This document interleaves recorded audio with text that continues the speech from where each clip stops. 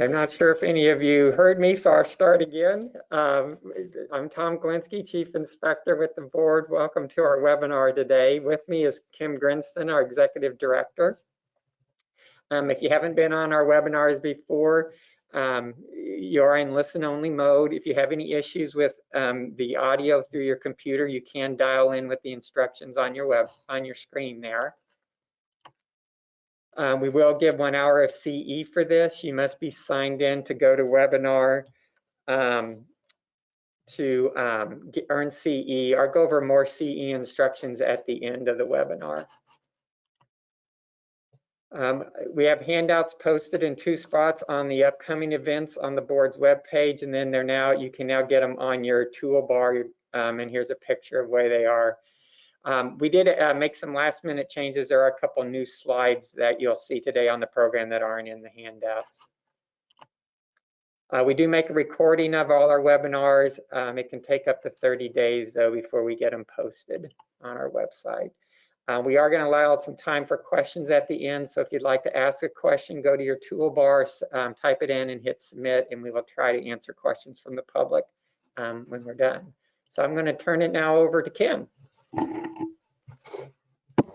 Thank you, Tom, and good morning, everyone. By way of introduction, I am Kimberly Grinston, Executive Director of the Missouri Board of Pharmacy, and would like to thank everyone for joining the Board of Pharmacy's webinar on today.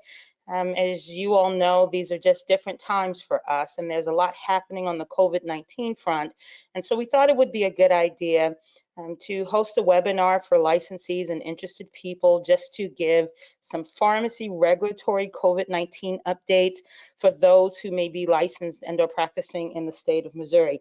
Now, I have to tell you, we will not be going through all COVID-19 vaccine requirements and or information.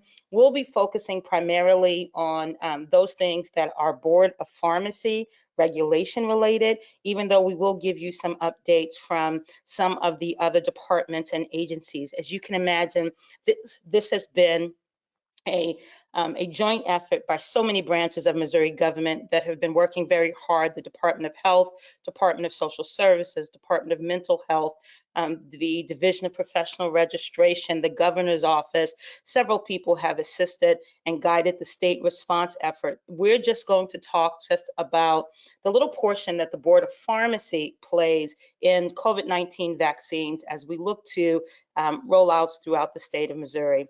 So a couple of topics for today. We're going to do COVID-19 updates, do some very quick regulation updates. We'd like to give at least 45 minutes or so for a question and answer period.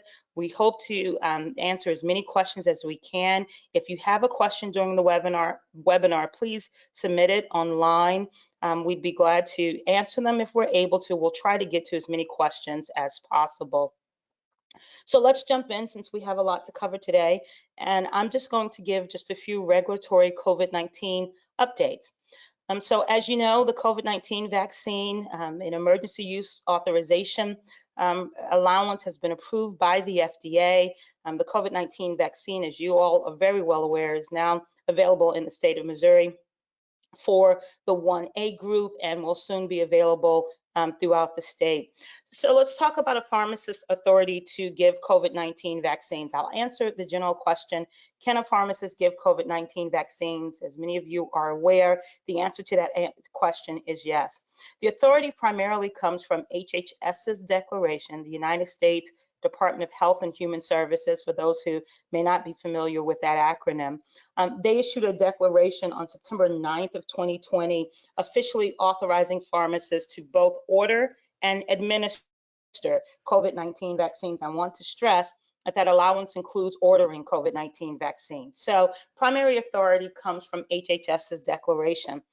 Subsequently, the state of Missouri issued an emergency waiver that allows pharmacists to administer HHS authorized COVID-19 vaccines by protocol or by standing order. And so this is not an additional authorization. It really goes to the mode of delivery, if you will, and we'll talk about that in just a moment. But under either option, you must comply with HHS's requirements. I need to say that the HHS declaration is posted on the board's website. If you go to the board statement on COVID-19 vaccines, you'll see a link to the HHS declaration from there. So let's talk about administration options. What are you authorized to do as a pharmacist? Pharmacists can independently immunize under HHS's authorization. Don't need anything else. You don't need a protocol or a standing order.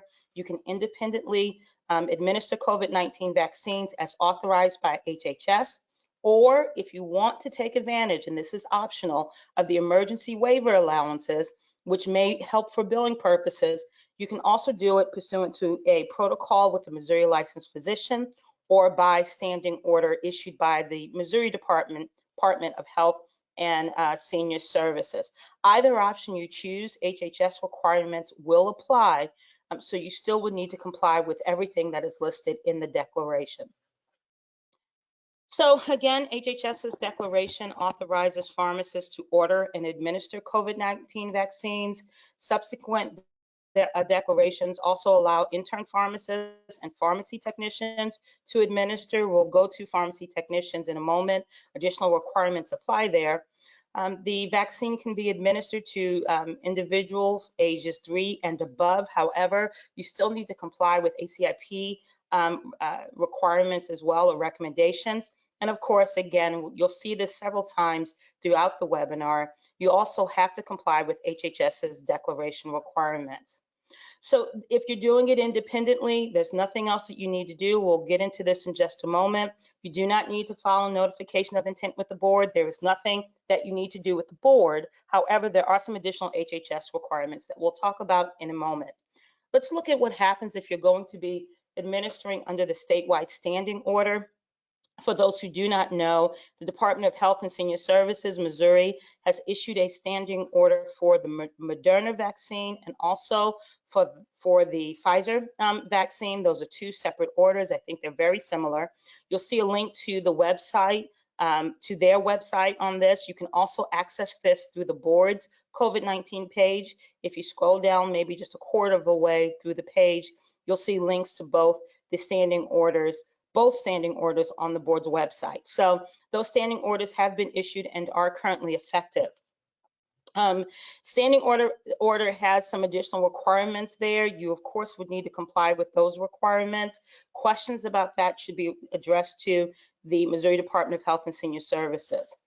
The other option, of course, as we discussed previously, is administering under protocol with a Missouri licensed physician. And this has caused a bit of confusion because we've had a lot of questions come in about whether this protocol is the same protocol that is referenced in the board's rule 6.050 that is related to, many of you may be familiar to the protocol for flu and other vaccines authorized by Chapter 338. So I want this to be very clear because, again, there's a lot of confusion on this.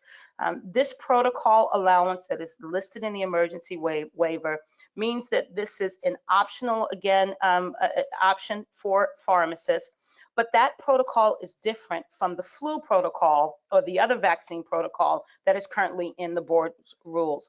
So licensees can create a whole new protocol just for the COVID-19 vaccine. Again, that protocol must be with the Missouri licensed physician.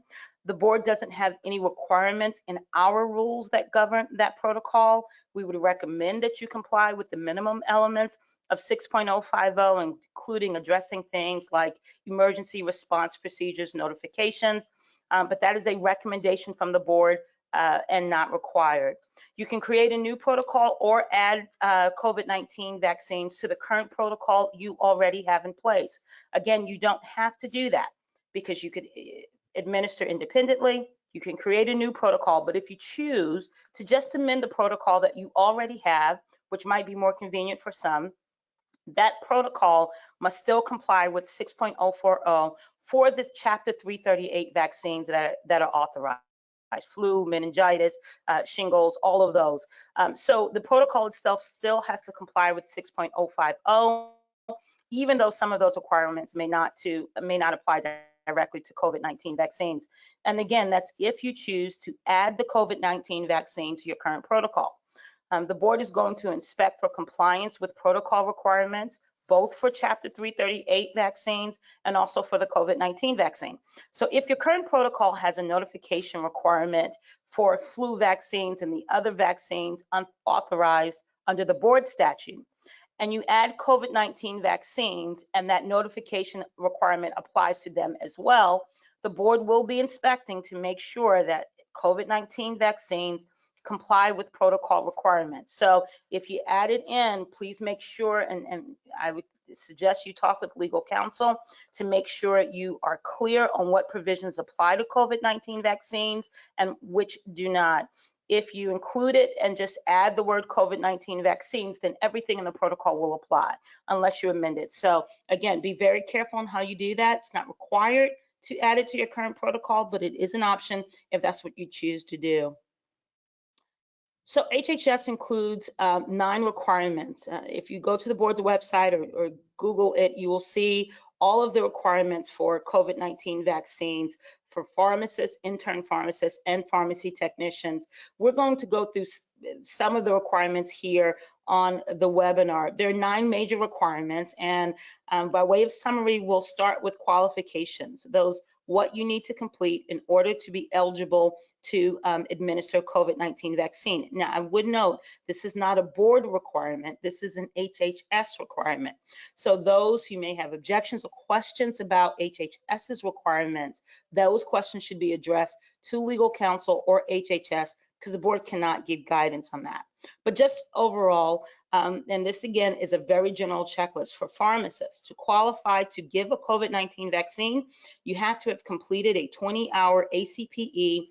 For those who may not be familiar with that acronym, it's the Accreditation Council for Pharmacy Education. They accredit most CE programs and also all pharmacy schools in the US and in the territories, but you have to complete a 20-hour ACPE approved practical training program that includes the elements listed on the screen. We've had a lot of questions about what programs will meet this definition. And I'll go through some information from ACPE in a moment. Some of the questions we've received are, can you use a college course to qualify for that 20-hour or a pharmacy school course, 20-hour ACP approved practical training program? We'll look at this on ACPE's website in a moment, but it does not appear that just a school course would qualify. There would need to be an ACPE approved program. Again, I'll talk about what that means in just a little bit, but it does need to be 20 hours. Can you use a program that you've already taken? Board cannot give legal advice on that. The HHS's declaration nor ACPE have provided additional information on that. Talk with legal counsel. The board cannot give guidance on which 20-hour program is appropriate, although we do have some ACPE information that we'll provide in a moment. You have to have a current basic CPR certificate. I think for those who have a BLS, I think that will comply with this requirement. And you also need to complete 2 hours of immunization-related CE training during each state licensing period. So we've had questions about what that means. And again, this is an area for HHS since this is not a board requirement. 2 hours of CE for those of you who are already administering by protocol for flu vaccines and the other Chapter 338 vaccines, you have this already or should have this already because it's a requirement for renewal. Our understanding is if it's ACP approved and immunization related, that it would meet the CE program or the 2-hour CE program. The time frame, we've had questions about or we've talked about whether that CE course needs to be taken before you begin immunizing or after you begin immunizing. Again, HHS doesn't give good guidance on that. The language right now just says during each state licensing period. For pharmacists, your licenses run from November 1st to October 31st of even numbered years. Intern pharmacists, you're also even numbered years. For pharmacy technicians, that is every year ending May 31st. So as long as it's during each state licensing period, the applicable state licensing period, it appears to meet HHS's guidelines. For interns, it's somewhat similar. You'll see the distinction here on the screen. They also have to complete an ACPE approved practical training program. Please note that it's not a 20-hour program, so the length of that program, I guess, would be up to the supervising pharmacist and perhaps the intern pharmacist on how long that program needs to be, but just note the difference there. And also they have to have a current basic CPR certificate. We understand that some people had difficulty getting a CPR certificate because some of the CPR accreditation providers are not providing the live in-person training element of that right now. As you all may know, the board waived current CPR certification for those renewing their notifications of intent to administer and or immunize in the last renewal period because we understood that was a problem. This is an HHS requirement, and so if you're unable to find a qualifying CPR certificate, the declaration right now does not give a similar exemption. It appears a current basic CPR certificate is mandatory. So we talked about the ACPE approved training program, and one of the things that ACPE said very quickly was ACPE does not approve programs, they accredit program providers. And so there was just a little disconnect in the language here.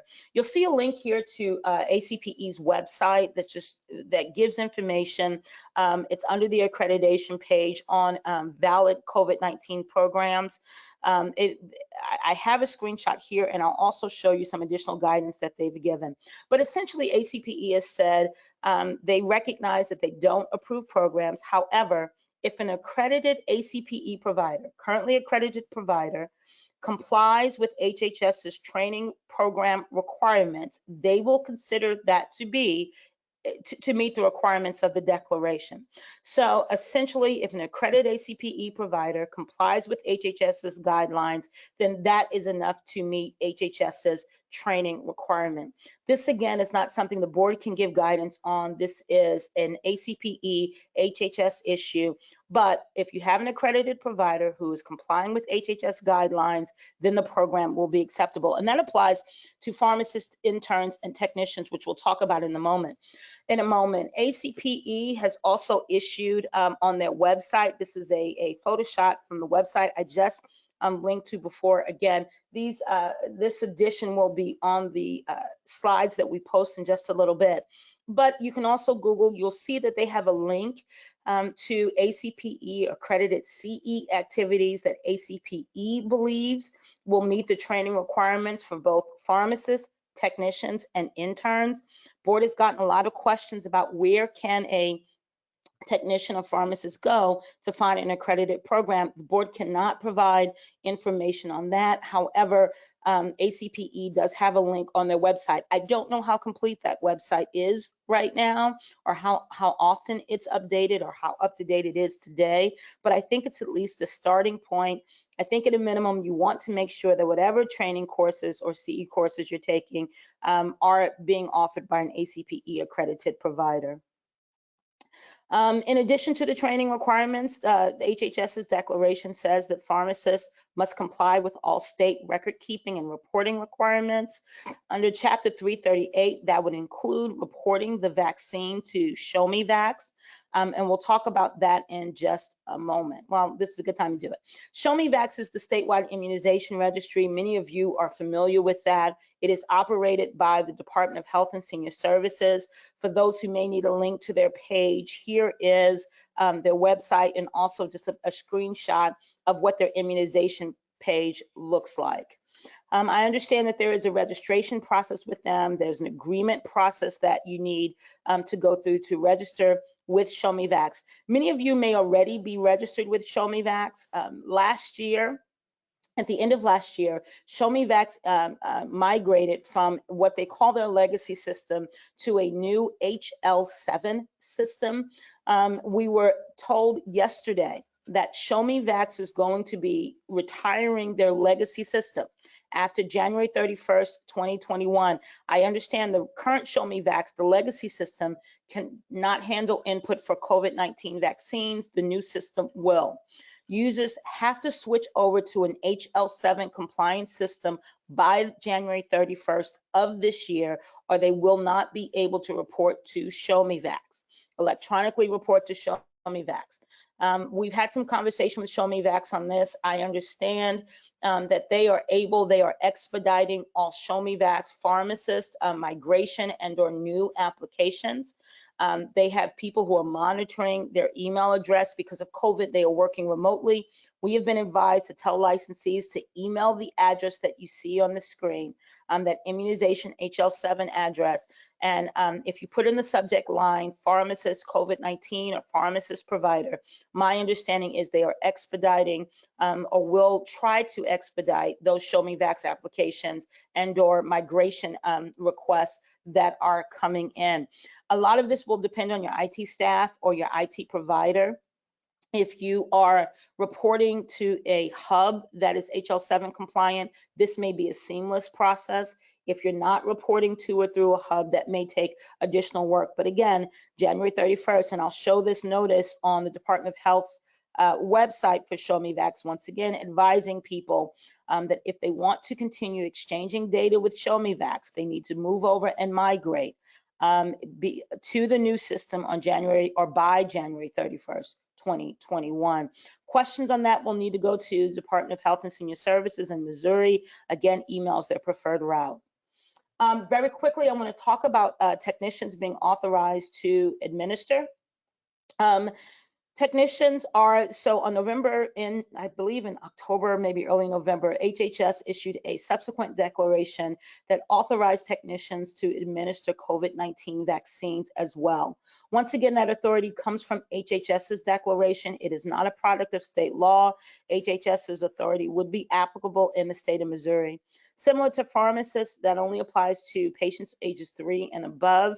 And of course, you must comply with all HHS declaration requirements. Once again, see the declaration for all technician requirements. This is not a summary of everything that a technician needs to comply with. However, we wanted to just highlight a few things that probably will jump out at you once you look at the declaration. First, the vaccine must be ordered, the COVID-19 vaccine must be ordered by the supervising qualified pharmacist. And that is a quote from the declaration. The board issued a statement on this on November 18th of 2020. It's on the board's COVID-19 webpage. Talk about that in a moment. Under HHS's authority, remember that a pharmacist can still independently order. For pharmacists who choose to vaccinate under protocol, with a prescription, or by standing order, the board has determined that it will deem a vaccine to be ordered by a pharmacist under HHS's declaration if the supervising qualified pharmacist approves administration to the patient. So let me explain that once again. So let's say you have a pharmacist who complies with HHS's requirements for administering and ordering COVID-19 vaccines. The board will deem a vaccine to be ordered by a pharmacist if that pharmacist approves administration to the patient, a qualified pharmacist approves administration to the patient.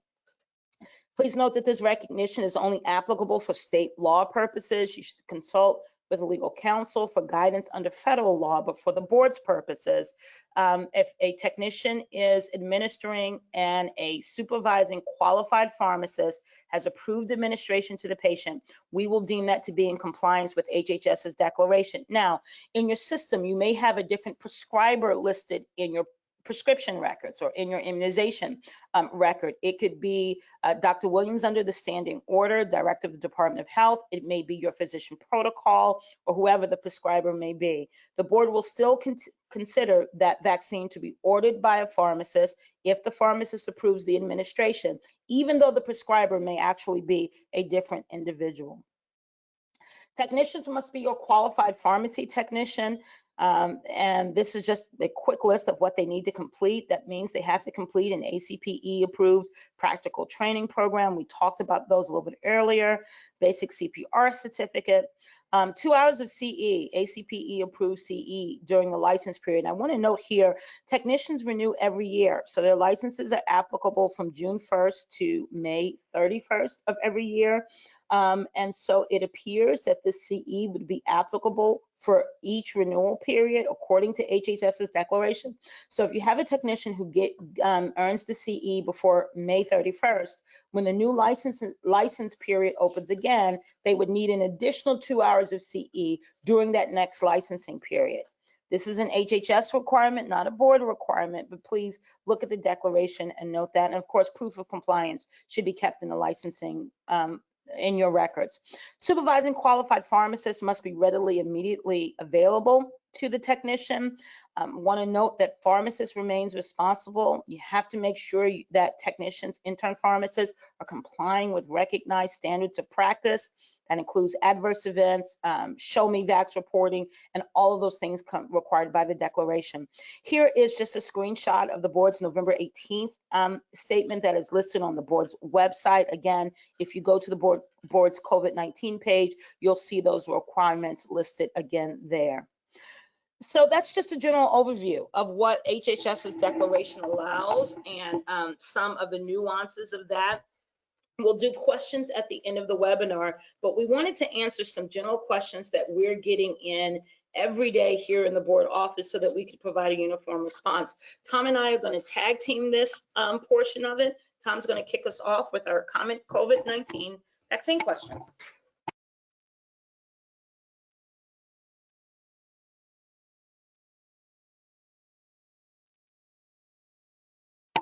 Okay, thanks, Kim. So we'll check so what rules do I need to follow? For the COVID-19 vaccine, you follow HHS declaration. Whatever it says in there, you need to be following that. However, some general board rules like sanitation, safety, security, drug storage would still apply even to the COVID vaccine. Can the board provide guidance on interpreting the HHS declaration? As Kim has said multiple times here, no, the board cannot provide guidance on that. We suggest you consult with legal counsel or HHS directly if you have questions about what the declaration means. The board has issued some statements on all those declarations that give some guidance on how it interferes with boards, interacts with board items, but we can't directly tell you what the declaration, how to interpret it. Do I need to submit an NOI? An NOI is a notification of intent. No, you do not need to submit one for the COVID-19 vaccine. So if you already have one submitted, you don't need to submit another one. If you don't have one submitted at all and you're going to start doing the COVID vaccine, you don't need to. And this applies to interns and technicians also. There's no requirement for them to submit one. I'm retired, but I've been asked to come back and assist with COVID vaccinations. What do I need to do? We've had multiple retirees ask this question. So it really depends on what kind of license do you hold with us. If you hold an active license with the board, all you need to do is follow HHS requirements. You're good to go with that. You do not need to submit an NOI. Just follow HHS requirements. If your license is inactive in Missouri, you are not eligible to do the COVID vaccine. You must have an active pharmacist license. However, in a screen or two, I'll tell you about if you hold an active license in another state, you would be able to still do it in Missouri. But it really comes down to whether you hold, what kind of license you hold with us once you went retired. Records do I need to maintain? You need to maintain any records that are required by the HHS declaration. You would need to maintain any records if you're using a protocol that are listed in the protocol that you have to do, or if you're using the statewide standing order, if it requires any records, you have to maintain those. If you're dispensing from pharmacy inventory, you would need some kind of record of that transaction. In most cases, that's going to be a prescription if you're doing some kind of billing for it. But we have pharmacists doing outside of pharmacies. There may be no billing involved, so it may not always be a prescription, but in general, it would probably be a prescription. And then, as Kim said, show me backs reporting. Really, that's actually, you report it in there. I'm not sure there's a record you actually keep at the pharmacy once you report it into that. How do I become a vaccine provider?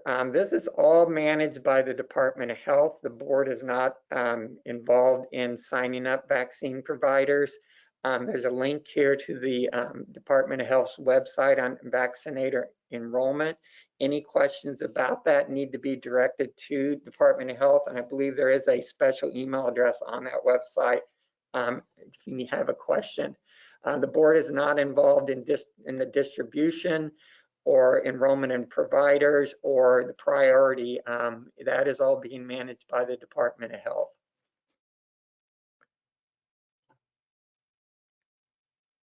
Can my pharmacy use pharmacists or pharmacy technicians from another state to help with vaccinations? We've been asked this, can we bring in some pharmacists from another state to assist?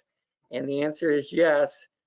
There is currently a board waiver, a COVID waiver, that allows someone who's licensed in another state to come assist a Missouri pharmacy or a Missouri hospital without them holding a Missouri license. This applies to pharmacists, pharmacy technicians, and interns.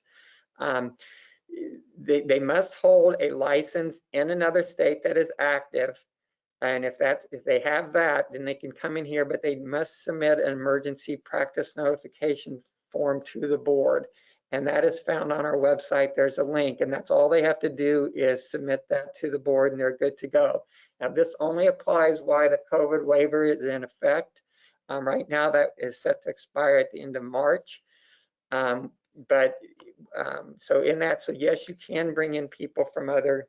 And this would be that, going back to the question, that if you're retired but you have an inactive license in Missouri but you have an active license in Kansas, then you would be able to do this emergency practice notification and be eligible to vaccinate in Missouri. Can I immunize outside of a pharmacy? Yes, you follow the HHS declaration, which has no limits on that, and that includes interns and technicians, but again, those must be under pharmacist supervision when they're outside of a pharmacy. And can I immunize for other healthcare providers? The answer is yes. We've had people say the local public health agency has requested pharmacists to come help. Yes, there's nothing that would prevent you from doing that. What will the board be inspecting for? Well, as Kim said, we'll be looking for anything related to the HHS declaration, or if you're following your protocol or standing order requirements. We won't actually be looking for board rule requirements.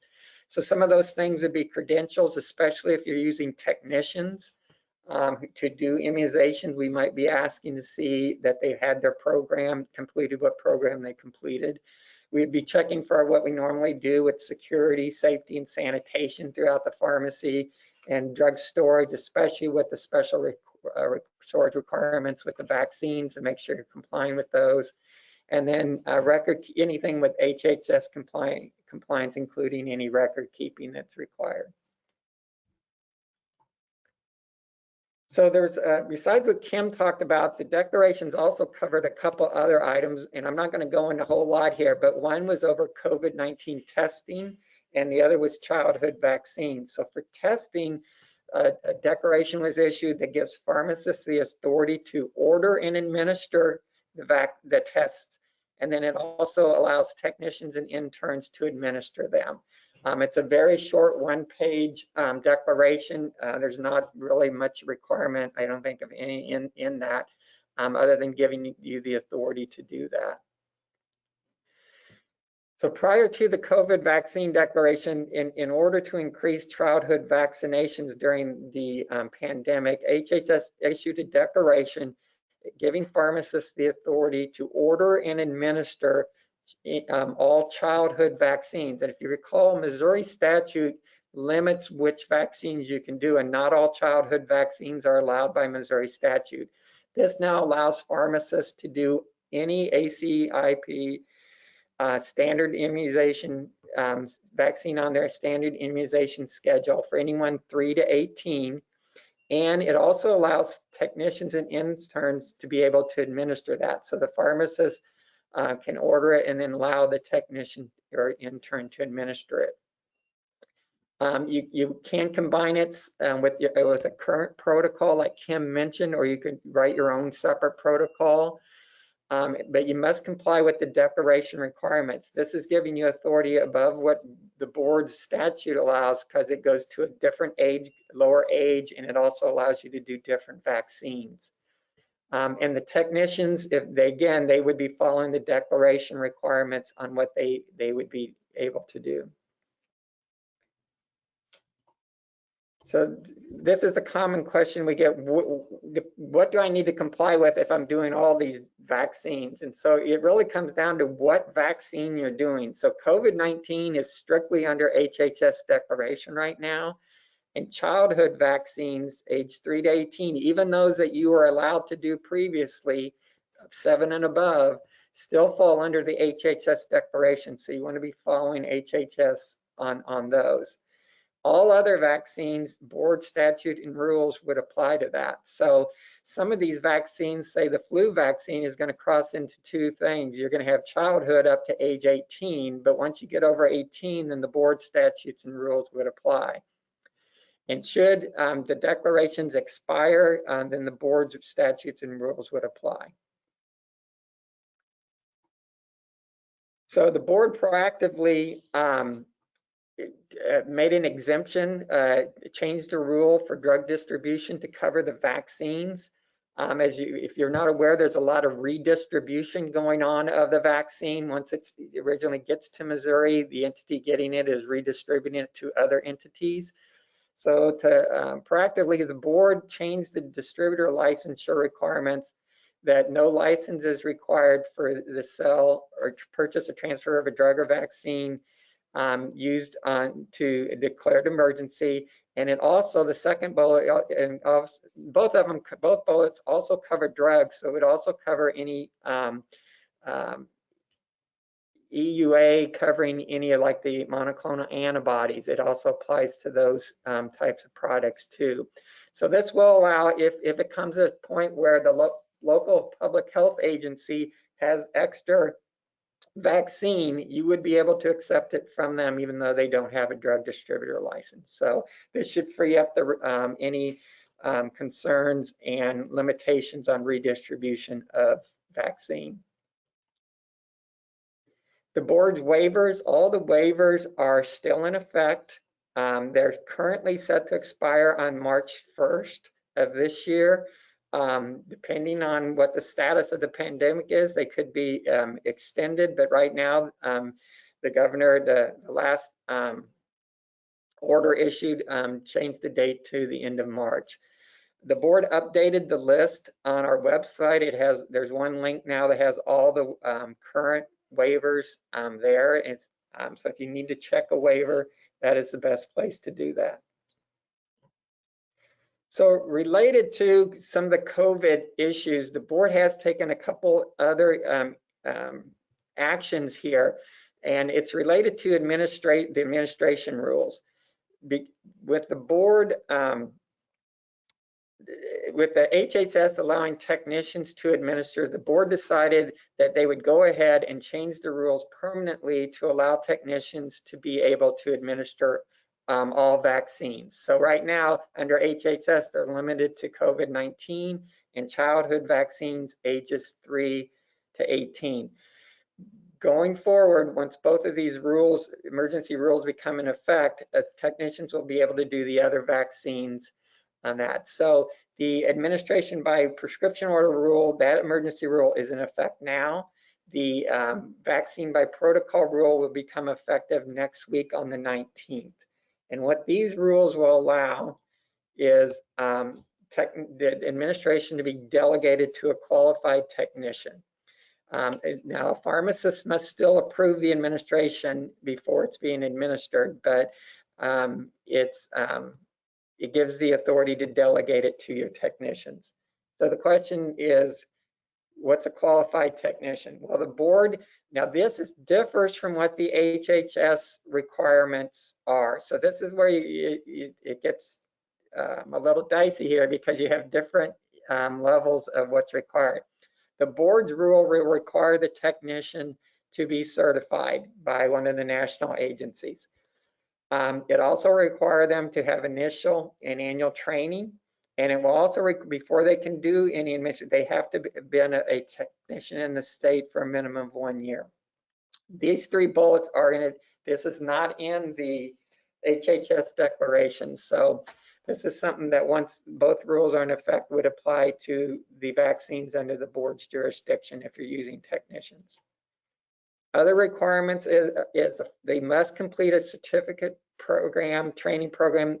It's the same ones that's required, but for pharmacists, it's in the rule. It just refers back to the pharmacist requirements. There is no, it doesn't say 20 hours. It just says AACPE approved. There's other options the board has in there about letting schools approve them and the board approved programs too. So it's not strictly just ACPE. And again, they have to have, similar to a pharmacist, a CPR or BLS certificate. The board is specifically putting that the pharmacist must be physically present on site. There will not be any remote supervision of technicians providing administrations. And then similar to when an intern provides a administration, the record will need to, if a technician does it, the records will need to show the technician's identity along with the supervising pharmacist. And then there was some other cleanup to these rules. The RX order rule it matches the protocol rule requiring any VAERS reporting to be done within 30 days. And it also matches 338.010 Show Me Vax required reporting. So the rules now match the statute. And then in 6.050, this is the protocol rule. This came out of earlier this year due to COVID, the pandemic. We had a lot of requests. Pharmacists were getting a lot of requests to do more off-site stuff. The previous rule required the protocol to be amended each time. The board changed that and will no longer require specific addresses of off-site locations. The protocol will just need a statement saying that the protocol physician allows you to go off-site. So that should make it much easier for you to schedule off-site clinics. And just a reminder, the protocol rule will not become effective until January 19th. Okay, so we're going to pull an audible here today, and to give more time for the 15 minutes of questions, we're going to not do the regulation update. I will plan to do a webinar probably in February where I just dedicate it to regulation updates, and that will allow us to have more time to answer some questions that have come in today. So let's skip down. If you have any questions, you can submit them on your toolbar, type them in and hit send, and we will, there it is. We will switch over to that mode now. While Tom is doing an initial review of questions, just wanted to note that please watch your email alerts for the February webinar and regulatory updates, because we do have several things changing in Missouri, including a drug utilization, a DUR rule that is going to be going in effect in February, and we'll provide additional information on that. So, okay, so someone is asking, will pharmacies be mandated to have additional staffing to assist with immunizations?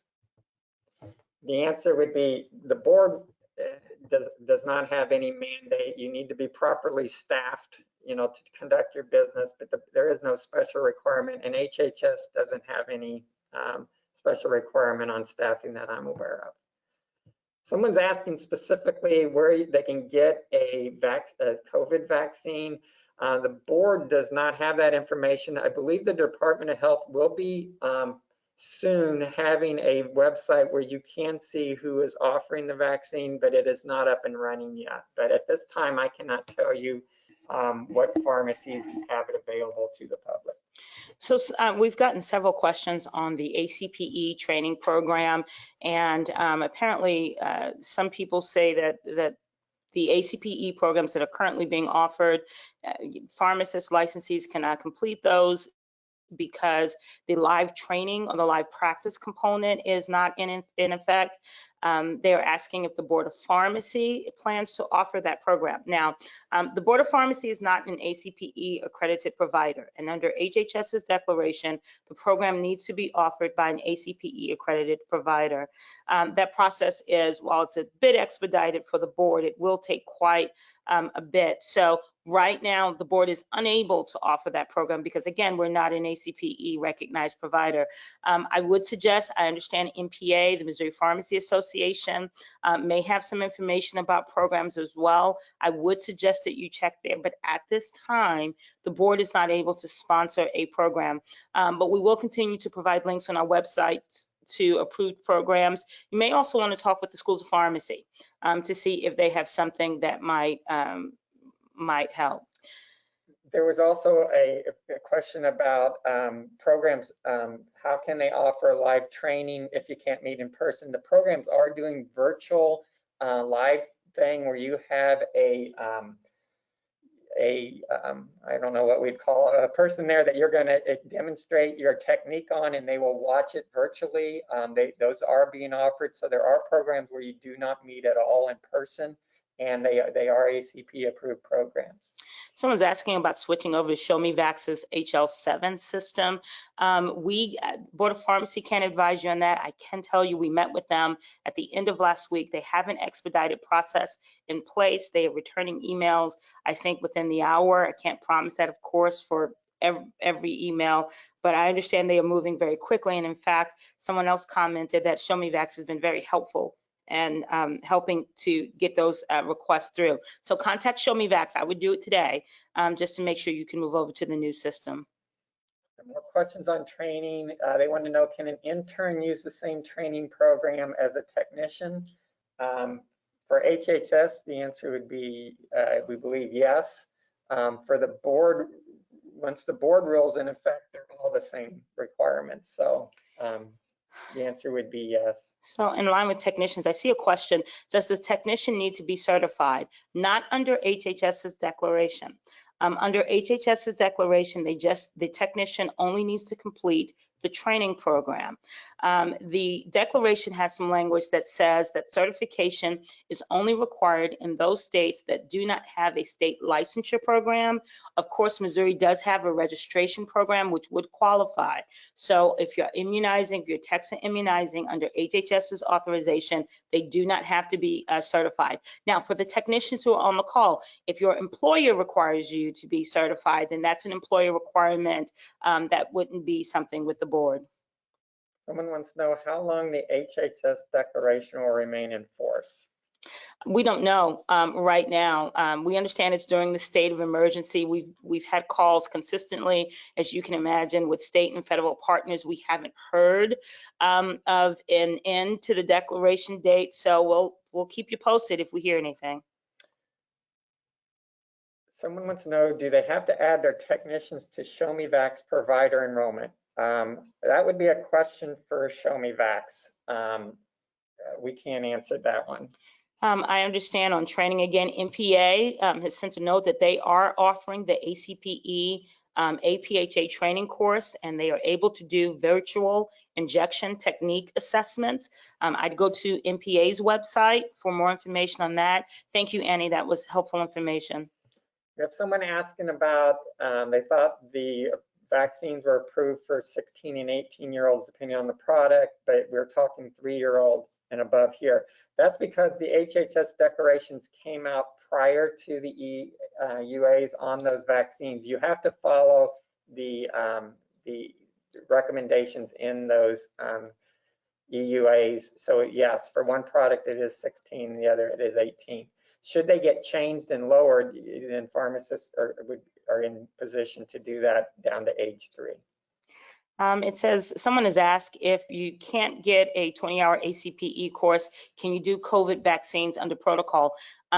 Since COVID-19 vaccines are authorized by HHS's declaration, you have to comply with HHS's training requirements. So even if you do it by protocol, you still need to be a qualified pharmacist. That is their term, which would require the 20-hour program. Speaking of program, we have a note that StillCop, UHSP, newly renamed, is planning to do a pharmacist certification program in February. So you all may want to visit and or monitor StillCop's website for information on that. Someone wants to know, can they supervise nurses and nursing students giving the COVID vaccine?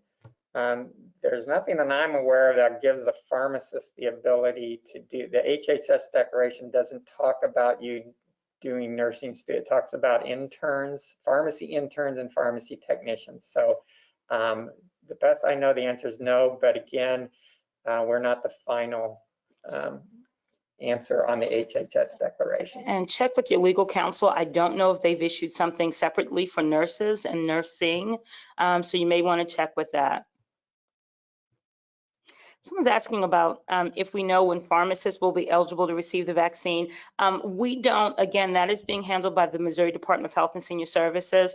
We understand that there were pharmacists that were in that 1A group who were patient-facing pharmacists dealing directly with COVID-19 vaccines. We understand some of the other local counties may also be allowing pharmacists to receive the vaccine. I'd suggest that you check with your county and or the Department of Health on pharmacists and whether you fall under the category of an essential worker under either category 1A or the 1B category, which is currently scheduled to be the next group of individuals receiving the vaccine. Someone's asking, how do pharmacies order this? The ordering is all done via Department of Health through Show Me Vax. So that's a Department of Health question on how you get to order it, because all distribution is being directed by the Department of Health.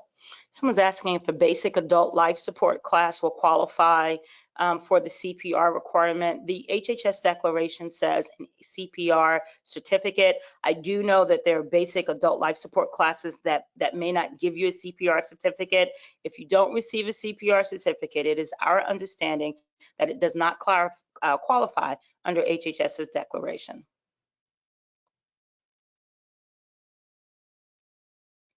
Someone wants to, can a pharmacist basically go off site? The answer is yes. There's nothing for COVID vaccine. It's not limited. The HHS declaration is not limiting you to only within a pharmacy.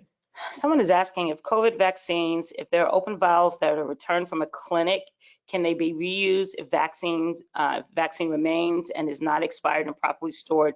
You need to contact the Department of Health on that, and also look at the EUA authorization requirements. Again, there are very specific storage and reuse requirements and redistribution requirements. There are a lot of requirements that you need to go through. Contact the Department of Health before you do that. Someone wants to know, if they amend their current protocol to include COVID vaccine, are they able to go down to age 3? And the answer would be yes, but you need to write that into your protocol specific for COVID. And I guess technically you could also do it for childhood vaccines too, under the HHS declaration.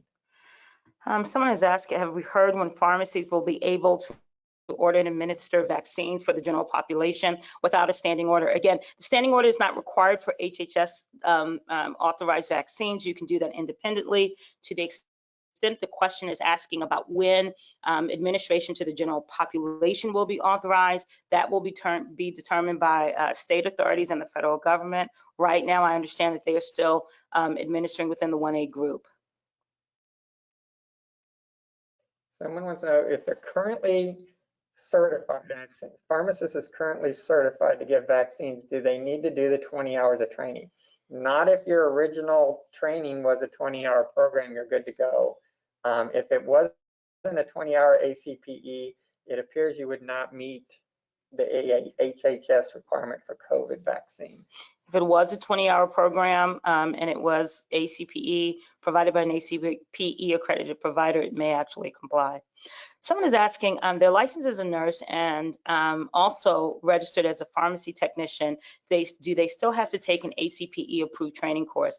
You need to talk with your pharmacy and or hospital, wherever you may be working. If you are administering as a nurse, that would be under the Board of Nursing and whatever their requirements are. If you are administering as a pharmacy technician, you're a technician at a pharmacy or assisting a pharmacist in the practice of pharmacy, then I believe HHS's technician rules would apply. Yeah, a couple people asking, does the CPR have to be, does it have to have the live component? According to the HHS declaration, I don't believe it does. It doesn't specify that. I don't believe it does. But the board's rules do. But we do allow that during the COVID when they weren't offering it for those that needed to renew one, that they could renew it and get that live training once it's available. I was told, I think there's a lot of programs out there that have offering live now. A pharmacist told me that they were able to find it out there. Someone posted that the Red Cross may be offering live training. I think that would comply. I've heard that as well, especially on the St. Louis side, that there is live training available. Someone asked, give me just a moment.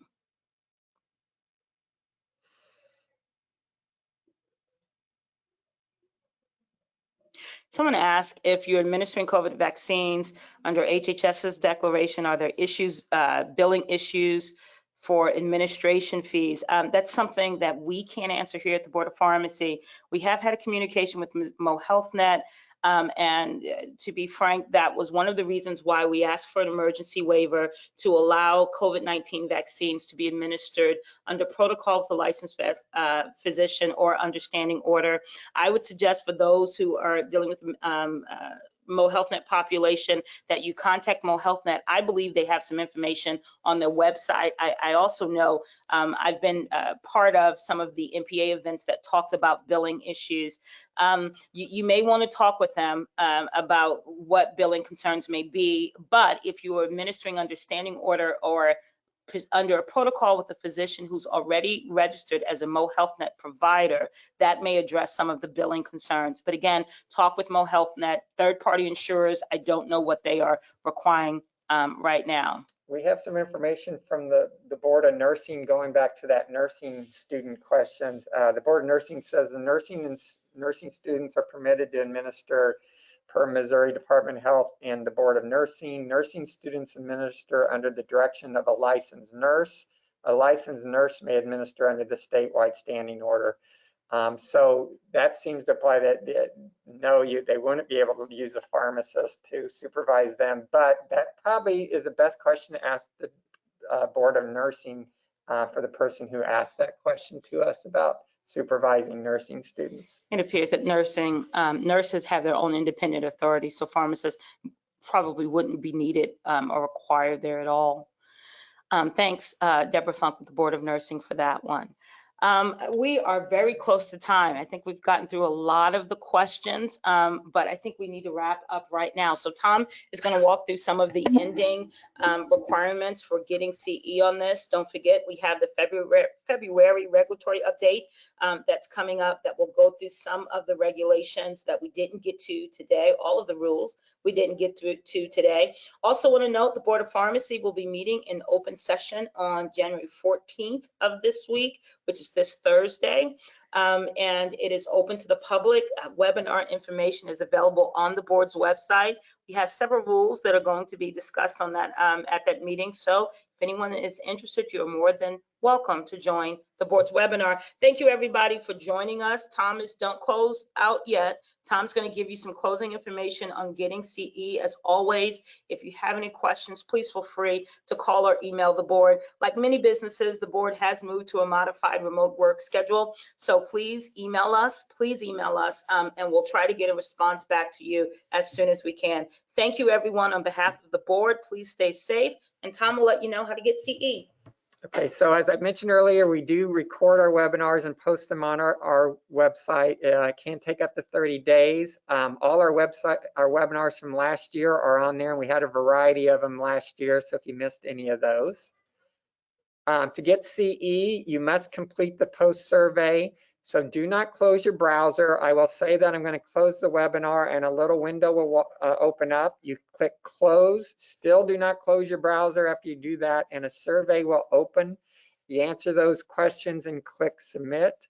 If you do not get the questions, or if we hear people on tablets and cell phones sometimes don't get them, email us at compliance@pr.mo.gov and we will email you the questions, but you must have the answers back to us within 24 hours to receive CE. We no longer mail certificates. We email them out, so be looking in your email for a certificate in the next 2 weeks approximately. So I am now going to close the webinar. Thank you, everyone.